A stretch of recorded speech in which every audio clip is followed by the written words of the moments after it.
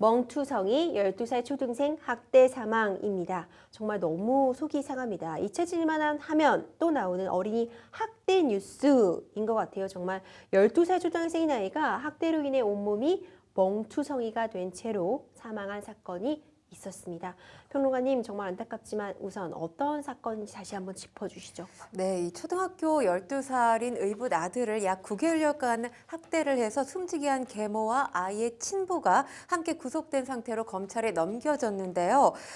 계모 A씨 같은 경우는 지난해 5월부터 이 아이가 숨진 날이 지난 2월 7일이었습니다. 이 7일까지 약 9개월여 동안 인천시 남동구의 한 아파트에서 의붓 아들 C군을 반복적으로 때리는 등 학대해서 살해한 혐의를 받고 있습니다. 그리고 이 C군의 친부 B씨 역시 지난해 1년 동안 손과 발로 아들 C군을 폭행하는 등 상습적으로 확대한 혐의를 받고 있습니다.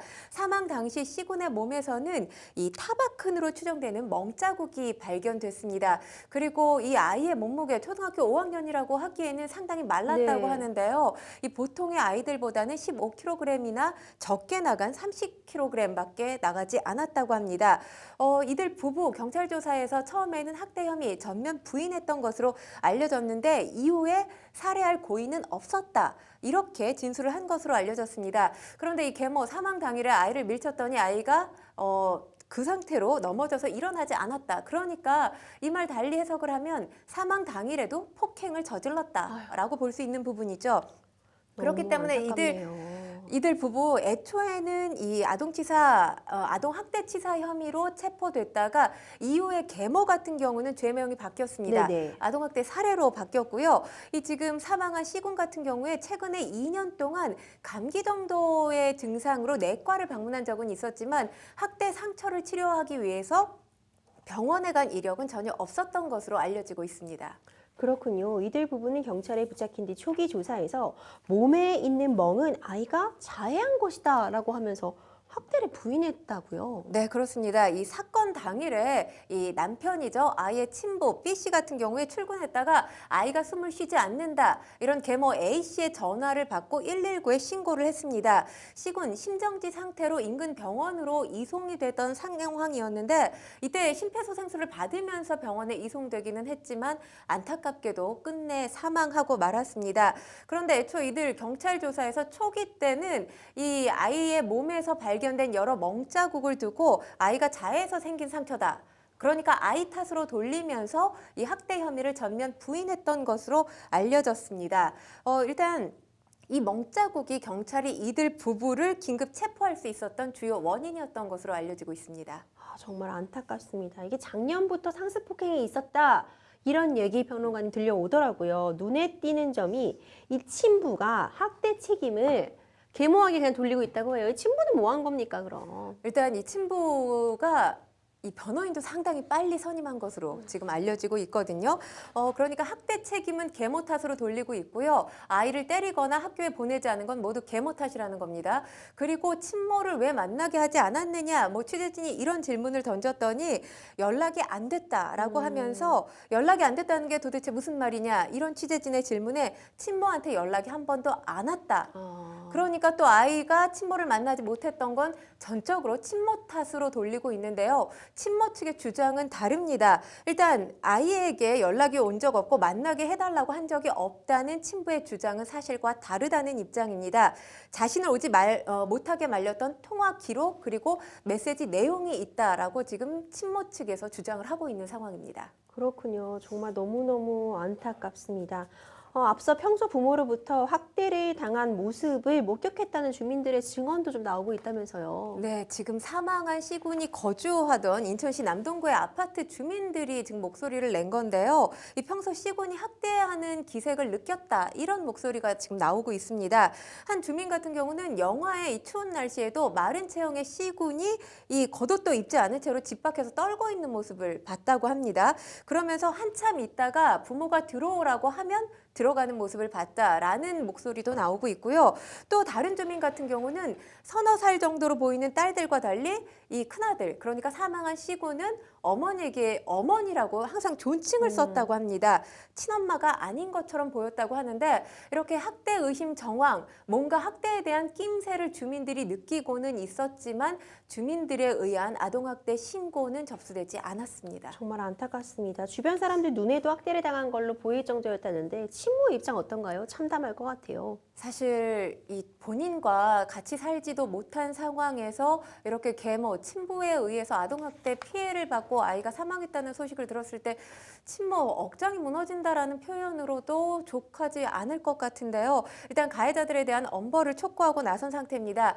이 친모와 친부의 관계를 보면 2011년에 결혼을 했고요. 네. 결혼 7년 만인 2018년에 이혼을 한 것으로 알려졌습니다. 그런데 이혼한 지 얼마 되지 않아서 친부가 지금 계모와 재혼을 하게 된 거죠. 그리고 이 계모 사이에서 친부와 계모 사이에서 두 명의 딸이 태어났고요. 이 사망한 시군 함께 키워진 겁니다. 그런데 이 친부 시군을 보고 싶다는 친모의 요청에 욕설로 대응을 하거나 엄마를 만나게 되면 아이가 더 적응을 하지 못한다라면서 얼굴조차 보여주지 않았다고 하는데 지금 이 시군 같은 경우 지난해 11월부터 학교에 장기 결석을 한 상태였거든요. 그렇기 때문에 이 시군이 다니고 있던 담임교사로부터 아이가 학교에 오지 않는다는 연락을 지금 계모와 친부가 이 아이를 키웠기 때문에 그쪽으로 연락이 갔어야 하는데 이 친모에게 연락이 네. 오기도 했었다고 합니다. 사실 아이를 못 보고 있는 상황에서 이 지금 친모 측의 주장에 따르면 아이를 이혼할 수 있었던 이유 중에 하나가 이제 양육권을 주겠다라는 것 때문에 이혼을 할 수 네. 있었다고 해요. 그렇지만 걱정이 돼서 최근에 변호사를 선임해서 이 친권, 양육권 이전을 진행하고 있던 상황에서 이번 사건을 맞닥뜨리게 된 거라는 설명입니다. 숨진 A군 시신 상당히 심각한 상태였다고 전하고 있습니다. 지금 참 친모도 그렇고 안타까운 주변 사람들이 너무 안타까워하는 그런 상황인데 이게 조금 더 조기에 발견될 수가 없었는가 이런 점이 정말 아쉬움으로 남는 것 같아요. 그리고 이제 지난주 경찰이 의붓 어머니의 혐의를 아동학대치사에서 더 무겁게 처벌할 수 있는 아동학대 살인죄로 변경했다는 내용이 나오더라고요. 네, 그렇습니다. 제가 잠시 전에 아주 잠깐 언급을 했는데 애초에 두 사람 아동학대 치사 혐의로 체포가 됐었습니다. 그런데 사건 이후에 이제 사건이 조사가 되면서 당시 범행 현장에 친부가 없었다는 이유로 이 친부에게는 상습 아동학대, 상습 아동 유기 방임죄가 적용이 됐고요. 그리고 이 계모에게는 아동학대 치사 혐의로 구속영장이 청구됐던 겁니다. 그런데 경찰이 이 두 사람에 대한 휴대전화, 이 포렌식에 들어가면서 A씨와 B씨 두 사람이 나눈 대화에서 학대 정황을 확인해서 수사를 이어갔던 거고요. 그 결과 친부 등이 지난해 1월부터 이 시군을 학대해 오다가 숨지게 한 정황을 포착하게 됐습니다. 이후 수사를 통해서 시군 평소에 지병을 앓고 있지 않았다고 해요. 그리고 국과수에서 지금 부검을 한 상황인데 사인이 다발성 손상이라고 지금 나타나고 있거든요. 그런데 이에 대한 원인이 학대 외에는 다른 요인 사실 추정할 수가 없었다고 합니다. 일단 이 계모 1년여에 걸쳐서 학대와 방임으로 시군이 사망에 이를 가능성이 있다는 사실을 인지하고도 병원 치료 등 구호 조치를 하지 않아서 숨지게 했다고 보고 기존 아동학대 치사 혐의에서 아동학대 살해죄로 죄명을 변경하게 됐습니다. 변호사님 사실 이 죄명만 놓고 보더라도 아동학대 치사와 아동학대 살해 엄연히 차이가 클 것 같거든요. 처벌 수위가 어느 정도 되나요? 네, 법정형의 차이가 생깁니다. 이전부터 문제점으로 지적되어 오던 게 특히 정인이 사건 이후로 이 문제점에 대해서 좀 관심이 촉발이 되었거든요. 기존의 살인죄가 오히려 7년 이상의 징역인데 아동 학대로 인한 살인 사건의 경우에는 법정형이 이제 5년 이상의 징역으로 일률적으로 규정되어 있던 부분에 문제를 제기해서 이제 아동 학대 살인이라는 조항이 신설이 됐습니다. 네. 그러니까 아동학대를 하다가 살인에 이르게 한 경우는 여전히 아동학대 치사로서 5년 이상의 징역에 처해지게 되는데 정말 이 정도면은 살인의 고의를 가지고 있었다라고 보일 정도의 사건들이 있잖아요. 그렇죠. 그럴 경우에는 이제 아동학대 살인이 적용되어서 7년 이상의 징역형을 선고할 수 있는 것으로 바뀌었습니다. 근데 지금 이 사람 문제는 훈육 목적이었다. 여전히 이 아동학대 살인에 대한 살인의 고의는 부정하고 있다고 하더라고요. 정말 안타까운 상황인데 이제 아이가 평소에도 멍투성이었다고 하는데 저도 5학년이 됐다고 하니까 네. 학교에서는 발견이 되지 못했을까 이런 좀 걱정이 되던데 아쉬움이 남는데 어떻게 발견이 안 된 거죠? 홈스쿨링이 바로 그 이유였습니다. 음. 그러니까 시군 아까도 언급했다시피 지난해 11월 24일부터 장기간 지금 학교에 출석을 하지 않고 있는 상황이거든요. 장기간 결석을 했기 때문에 교육당국의 집중 관리 대상이었습니다. 하지만 A씨 부부 이 시군을 필리핀으로 유학을 보낼 준비를 하고 있다라고 하면서 홈스쿨링을 하고 있다. 이런 이유로 학교 측의 각종 안내를 거부하기도 했는데 이 학교 측 계모가 결석 일주일 만인 12월 1일 이 시군과 함께 학교에 나타났다고 합니다. 그러면서 사실 자연스럽게 학교에서 직접 가정에 방문하는 일은 없었고요. 한 달에 한 번 정도로 시군의 안부를 묻는 전화 정도만 했던 것으로 지금 알려지고 있습니다. 아, 정말 안타까운 그런 상황입니다. 구조대의 기회가 정말 너무 아쉽다. 이게 놓쳐졌구나. 이런 생각이 좀 드는데요. 가슴 아픕니다. 좀 가정에서 벌어지는 이런 아동학대를 학교 뭐 주변에서 발견을 하고 신고까지 이루어지는데 너무 장애물이 많은 거 아니냐 이런 생각 표현이 좀 들거든요. 사실 과거에는 뭐 아주 오래전이지만 제가 학교 다닐 때만 하더라도 홈스쿨링이라는 말 자체가 없었던 게 사실이에요. 그렇죠. 무조건 교육은 학교에서 이루어져야 된다라는 게 모든 사람들의 기본적인 생각이었는데 지금은 그렇지 않은 경우가 많죠. 학교 교육의 문제점을 인지하면서 홈스쿨링이 필요하다라고 주장하는 분들도 계시고요. 또 아이들과 교우 관계가 원활하지 않으면서 아이를 보호하는 차원에서 집에서 교육을 시켜야 되겠다. 이런 부모님들도 늘고 있는 게 현 상황입니다. 하지만 이번 이 시군의 사망 사건을 계기로 홈스쿨링과 관련된 문제점이 여러 가지로 지금 제기되고 있는데요. 일단 관련해서 이게 합법적이지가 않아요. 왜냐하면 우리나라 같은 경우는 초등학교, 중학교 의무교육이잖아요. 홈스쿨링은 지금 뭐 의무교육 범주에 포함되는 게 아니기 때문에 그런 제도가 아니기 때문에 관련해서 법 규정이 전혀 없는 상태입니다. 그러다 보니까 교육당국의 어떤 실질적인 관리 감독 체계가 전혀 마련돼 있지 않다. 이와 관련된 매뉴얼이 전혀 없다고 봐도 무방하고요. 이런 상태에서 사실 시군이 사망을 하면서 학교에선 도대체 뭐 한 거냐 이런 학교 측의 이 비판의 목소리도 있었던 게 사실이거든요. 그런데 학교 측에서 강제적으로 가정 방문을 할 수가 없는 상황입니다. 그리고 아까도 제가 말씀을 드렸지만 이 시군의 엄마가 시군과 함께 이 학교에 결석한 지 일주일 만에 시군을 데리고 학교에 갔다고 하잖아요. 제가 볼 때는 이건 뭐 어디까지나 저의 추정이기는 합니다만 학대를 당하고 있는 시군의 모습이 학교에 발각될 걸 우려해서 본인이 선제적인 조치에 나선 게 아니었나 이렇게 해석할 수 있는 부분도 있거든요. 그러다 보니까 사실 아이가 엄마를 데리고 학교에 직접 모습을 보였는데 의심해서 학교에서 가정 방문을 한다? 이게 저는 뭐 강제적으로 이 원칙이나 규칙이 있다면 모르겠지만 그게 없는 상태에서 학교에서 움직일 수 있는 운신의 폭은 그만큼 적지 않았을까라는 생각도 듭니다. 실제로 아까도 말씀드렸다시피 한 달에 한 번꼴로 학교 측에서 이 지금 시군이 잘 있는지 안부 전화 정도만 이루어졌던 것으로 지금 알려지고 있습니다. 그런데 지금 홈스쿨링을 받고 있는 학생 수 상당히 많고요. 지금 사건이 이루어진 인천만 하더라도 홈스쿨링이나 가출, 태만 등을 이유로 해서 그러니까 결석 사유가 되지 않는 사유들입니다. 그렇게 해서 학교에 출석이 인정되지 않는 미인정 결석 초등학생이 500명이 넘습니다. 500명이요? 네. 상당하네요. 인천에만 지금 545명인 것으로 나타났거든요. 일단 지금 미국 사례를 조금 우리가 벤치마킹 해야 될 필요가 있지 않나 싶습니다. 미국 같은 경우는 1993년부터 50개 주 전체에서 홈스쿨링 제도화하고 있거든요. 그러니까 합법화하고 있는 상태입니다. 중요한 건 말 그대로 이 교육이 가정에서 이루어진다는 거 아니에요. 그런데도 불구하고 교육이 가정에서 어떻게 이루어지고 있는지 교육당국이 확인도 못하는 제도.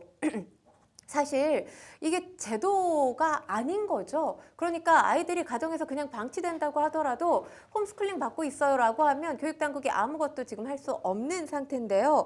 일단 지금 미국 같은 경우는 홈스쿨링을 하더라도 필수 교과 과목을 의무적으로 이 35개 주에서는 이수할 수 있게 하고요. 또 교과 과정을 기록, 보관하도록 하는 주도 14개 주에 이릅니다. 지금 관련해서 이 교육당국에서 이 관련 매뉴얼을 보다 더 강화하기로 한 건데 글쎄요, 우리나라 같은 경우는 뭔가 사건이 발생하고 또 피해자가 발생을 하게 되면 이 사후 약방문식의 어떤 대처를 하는 게 늘 문제점으로 지적되고 있거든요. 아이들의 문제인 만큼 이번 사건을 계기로 이 홈스쿨링 제도 법제도화할 필요가 있지 않나라는 생각이 듭니다. 정말 말 그대로 아동학대의 어떤 사각지대에 놓여 있던 거네요. 좀 더 근본적인 해결책 꼭 필요해 보이거든요. 일단 지금 이 집중관리 대상자와 관련해서 이 절차, 기준 강화하기로 방침을 세운 것으로 지금 알려지고 있습니다. 교육부에 따르면 7일 이상 장기 미인정 결석 학생 수 2022년 9월, 그러니까 지난해 9월을 기준으로 전국에 14,200명이 넘습니다. 그리고 이 가운데서 홈스쿨링을 하고 있다는 이유로 결석하고 있는 학생도 1,700명이 넘거든요. 그 가운데 절반 이상인 940여 명이 초등학생인 것으로 알려졌습니다. 이렇게 숫자가 많은데도 불구하고 아직까지 이 홈스쿨링 그냥 어떤 교육당국의 사각지대로 놓여져 있다는 게 사실 저는 좀 납득이 되지 않습니다. 일단 교육당국과 학교 현장, 아동학대와 관련해서 처벌을 강화하는 등 근본적인 대책이 필요하다. 이런 목소리를 내고 있는데 사실 뭐 그동안 아동학대와 관련된 사건, 사고들이 불거질 때마다 관련 이 통계 자료들이 제시가 됩니다. 지금 아동학대 가장 많이 발생하는 곳이 가정이고요. 가장 많은 가해자, 바로 학대 행위자가 부모입니다. 그렇기 때문에 사실 이게 가정에서 암암리에 발생을 하고 있기 때문에 교육당국이 직접 개입하기가 쉽지는 않습니다. 왜냐하면 만약에 지금 아까 같은 경우도 이 주민들이 학대를 당하는 것 같다라는 아마 심정적인 느낌은 다들 갖고 있었을 거예요. 그런데도 불구하고 실제로 신고에 이르지 못하게 된 이유, 만약에 학교나 주민들이 경찰 당국에 신고를 했다. 그렇게 된다면 교사가 이 학부모가 잠재적으로 범죄자 취급하는 거냐, 이렇게 항의할 가능성도 있고요. 이게 소송으로 이어질 가능성? 또한 배제할 수가 없습니다. 그런 문제점들 때문에 이런 부담감 때문에 사실 학교가 교사가 직접 개입하는 게 어렵다는 게 지금 현실적인 입장입니다. 일단 교육부, 이 보건복지부, 경찰청과 회의를 열어서 지금 3월과 4월 2달 동안 장기 미인정 결석생 등 이 학대 피해 우려가 제기되고 있는 학생에 대한 아동들에 대한 전수조사에 나서기로 했습니다. 사실 이 조사가 매월 4차례 이 현황 조사를 하고 있는데 이번에 4월, 6월, 9월, 11월보다 좀 더 빨리 조사가 이루어집니다. 이와 별개로 또 교육부, 복지부, 경찰청이 아동학대를 조기에 막기 위한 방안으로 결석이 지속 반복되는 학생에 대해서 대면 관찰, 또 가정 방문을 강화하는 방안도 논의를 했습니다. 근데 지금 뭐 강화하는 방안이 논의된다 하더라도 이게 특별한 원칙, 뭔가 제재를 수반하는 원칙이 동반되지 않는다면 학부모들이 반대할 경우에 우리 아이 잘 자라고 있으니 간섭하지 마세요. 이런 취지로 가정 방문을 못하게 할 경우에 사실 뭔가 페널티를 줄 수 있는 아무런 방안이 없거든요. 그렇기 때문에 지금 관련해서 가이드라인 조금 더 강화하겠다 이 정도의 목소리를 낼 게 아니라 제대로 된, 그러니까 학대 피해 학생 그리고 학대 가해자 부모에 대한 제재를 가할 수 있는 제대로 된 가이드라인을 제시할 필요가 있어 보입니다. 네, 좀 제대로 된 가이드라인 강조해 주셨는데 이젠 정말 뭔가 실효적인 대책이 나와야 될 때인 것 같아요. 이렇게 매년 학대를 당하는 아이의 수는 늘어나고 있지만 학대 아동 피해 대부분이 신고 접수가 되어서도요. 신고가 안 되는 것도 문제인데 네. 신고가 된 이후에 이 이후 처리가 그냥 가정으로 돌려보내지는 경우가 상당하다면서요. 일단 이와 관련돼서 제가 지금 말씀을 드리면 통계 자료를 말씀드리겠습니다. 피해 사례 가운데 31,800여 건, 이 84.6%가 피해 아동 분리 없이 원가정 보호 조치돼서 가정으로 돌아갑니다. 그 가운데서 이 주 양육자, 그러니까 부모로부터 분리돼서 친족이나 시설 등에 보호하게 되는 사례는 5,400여 건, 15%가량이에요. 현저히 적고요. 지금 관련해서 사실 이게 아동학대 피해 사례 계속해서 보도가 되고 있지만 법원 판결까지 간다 하더라도 실질적으로 형사처벌을 받은 사례, 2% 남짓이거든요. 그러니까 이 원가정으로 돌아간 다음에 5년 이내에 재학대 사례들도 빈번하게 지금 발생을 하고 있는 상황입니다. 그런데 원가정 보호 원칙이 있어요. 이 원칙에 기인하기 때문에 원가정으로 돌려보내는 건데, 이 원칙을 말씀드리면 아동복지법은 이 국가와 지자체는 아동이 태어난 가정에서 성장할 수 있도록 지원하고, 아동이 태어난 가정에서 성장할 수 없을 때는 가정과 유사한 환경에서 성장할 수 있도록 조치하며, 아동을 가정에서 분리하여 보호할 경우에는 신속히 가정으로 복귀할 수 있도록 지원해야 한다.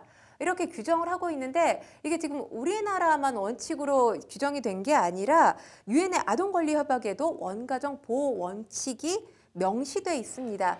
하지만 중요한 건 이 가정으로 돌아가서 학대를 또다시 당하는 재학대 사례가 계속해서 늘고 있고, 역시나 부모가 가해자인 경우, 재학대 가해자가 부모인 경우도 96%예요. 그러니까 전체 학대 피해 사례 84%가량 84%에 비해서도 훨씬 높은 수치입니다. 네, 너무 안타깝습니다.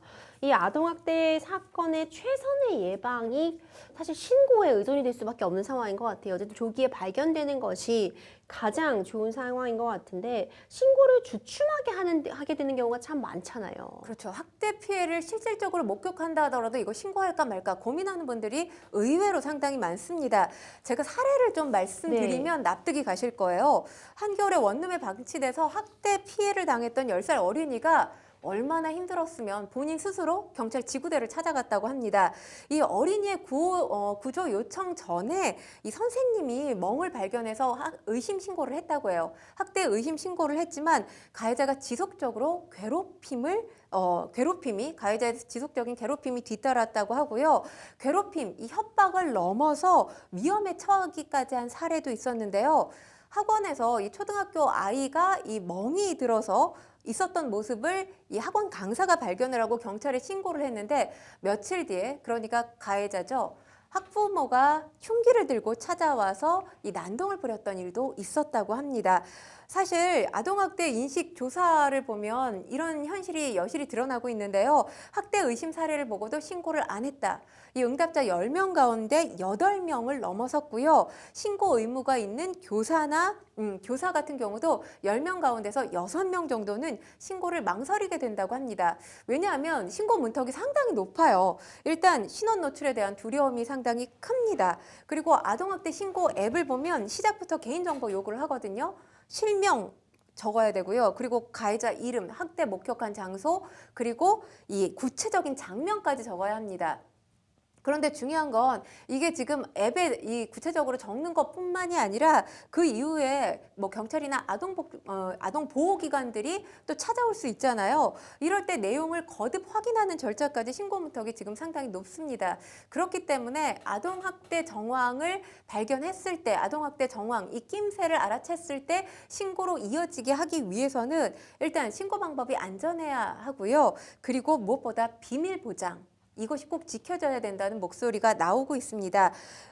사실 아동 학대와 관련해서 이 예방책 마련돼야 된다, 이런 목소리도 나오고 있지만 그에 못지않게 신고자들에 대한 대책, 이 보호책도 세밀하게 마련돼야 되지 않을까 싶습니다. 네, 정말 안타까운 그런 소식 전해드리고 있습니다. 정인이 사건 이후로 정말 온 국민이 분노했습니다. 그리고 이제 재발방지책 나와야 한다고 하면서 그래도 아동학대 살인죄가 신설이 됐고요. 여러 가지 신고 의무를 강화하는 그런 절차들도 마련은 되었지만요. 여전히 이런 뉴스가 우리를 장식하고 있다는 것이 정말 안타까운 상황입니다. 학대로부터 아이들이 안전할 수 있는 당연한 거잖아요. 아이들은 보호하고 교육을 하는 그런 주체일 뿐인데, 이 학대로부터 구할 수 있는 좀 더 촘촘하고 실효성 있는 대책, 이젠 정말 나와야 될 것 같아요, 평론가님. 제가 아까 원가정 보호 조치 좀 말씀을 드렸는데 그것과 관련해서 조금 더 말씀을 드리도록 하겠습니다. 사실 원가정으로 돌려보내려면 학대 원인이 뭔지를 파악해야 되고요. 이 원인이 제거됐는지를 본 다음에 아이들을 보내야 되거든요.